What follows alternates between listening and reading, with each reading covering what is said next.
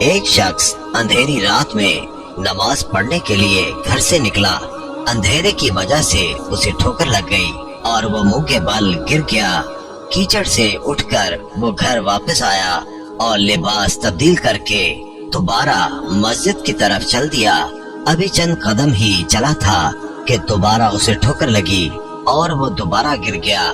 کیچڑ سے اٹھ کر وہ پھر دوبارہ اپنے گھر گیا، لباس بدلا اور مسجد جانے کے لیے دوبارہ گھر سے نکلا۔ جیسے ہی وہ اپنے گھر سے باہر نکلا تو اس کے دروازے پر اسے ایک شخص ملا جو اپنے ہاتھ میں روشن چراغ تھامے ہوئے تھا۔ چراغ والا شخص چپ چاپ نمازی کے آگے آگے مسجد کی طرف چل دیا۔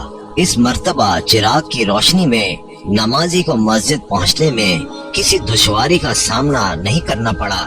وہ خیریت سے مسجد پہنچ گیا۔ مسجد کے دروازے پر پہنچ کر چراغ والا شخص رک گیا۔ نمازی اسے چھوڑ کر مسجد داخل ہو گیا اور نماز ادا کرنے لگا۔ نماز سے فارغ ہو کر وہ مسجد کے باہر آیا۔ چراغ والا شخص اس کا انتظار کر رہا تھا تاکہ اس نمازی کو چراغ کی روشنی میں گھر چھوڑ آئے۔ جب نمازی گھر پہنچ گیا تو نمازی نے اجنبی شخص سے پوچھا، آپ کون ہیں؟ اجنبی بولا، سچ بتاؤں تو میں ابلیس ہوں۔ نمازی کی تو حیرت کی انتہا نہ رہی۔ نمازی سوچنے لگا، ابلیس شیطان کیسے مجھے مسجد تک چھوڑ سکتا ہے؟ اس کا کام تو لوگوں کو بہکانا ہے۔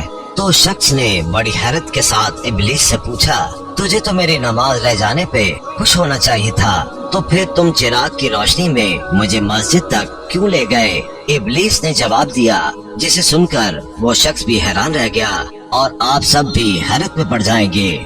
ابلیس نے جواب دیا کہ جب تمہیں پہلی ٹھوکر لگی تو اللہ تعالیٰ نے تیرے سارے گناہ معاف فرما دیے۔ سبحان اللہ۔ جب تجھے دوسری ٹھوکر لگی تو اللہ تعالیٰ نے تیرے پورے خاندان کو بخش دیا۔ مجھے فکر ہوئی کہ اگر اب تو ٹھوکر کھا کر گر گیا تو اللہ تعالیٰ تیرے سارے گاؤں کی مغفرت نہ فرما دے، اس لیے چراغ لے کر آیا ہوں کہ تم بغیر گرے مسجد تک پہنچ جاؤ۔